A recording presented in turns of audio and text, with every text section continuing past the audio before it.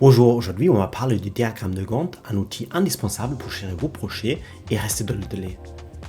Vous apprenez ce que c'est un diagramme de Gantt, comment l'utiliser et comment gérer les dépendances entre les tâches. C'est parti! Le diagramme de Gantt, c'est un outil de gestion de projet qui permet de visualiser les tâches sur une ligne de temps. Chaque tâche est représentée par une barre horizontale dont la longueur indique la durée de la tâche.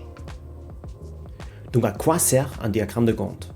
Donc un diagramme de Gantt, ça permet d'organiser, planifier un projet, ça permet de suivre l'avancement, ça permet de gérer les ressources efficacement. Donc l'objectif, c'est d'équilibrer la charge de travail entre les ressources. Et également, ça permet de visualiser les dépendances entre les tâches. Ça veut dire une tâche ne peut pas commencer avant la fin d'une autre tâche. Donc quels sont les éléments clés d'un diagramme de Gantt? Vous avez les tâches avec le début, la fin et la durée. Vous avez les dépendances entre les tâches. Puis vous avez les jalons, en anglais ça s'appelle des milestones, sont des étapes clés d'un projet. Donc par exemple comme la finalisation de la construction des murs d'un bâtiment. Et finalement vous avez les marges, ce sont en fait des temps dédiés au retard du projet. Maintenant on va voir comment créer un diagramme de Gantt. On commence d'abord à noter toutes les tâches nécessaires pour accomplir le projet. Donc par exemple ici, pour l'organisation d'une fête, vous avez la tâche définir le thème et la date, puis établir la liste des invités, et ainsi de suite. Maintenant, on va estimer la durée pour chaque tâche. Donc pour la première tâche, par exemple, on se laisse 5 jours. L'objectif, c'est de venir avec des estimations réalistes. Donc pour définir le thème et la date, on se laisse 5 jours.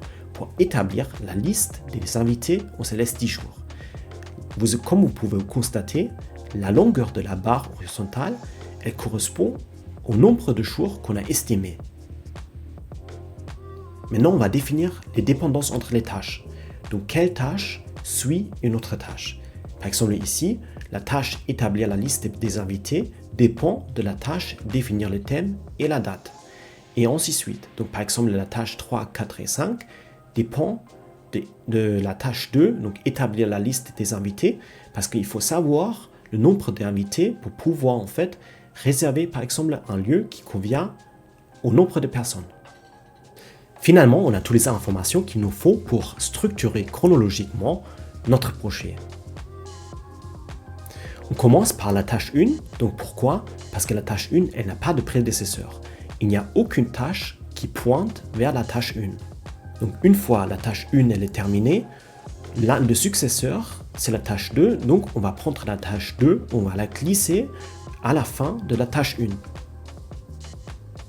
Une fois c'est fait, on va continuer avec la tâche 3, 4 et 5 comme c'est indiqué de la colonne successeur. Donc une fois la tâche 2 elle est terminée, la tâche 3, 4 et 5 vont suivre. Comme vous pouvez constater, tous ces trois tâches, 3, 4 et 5, ils sont parallèles.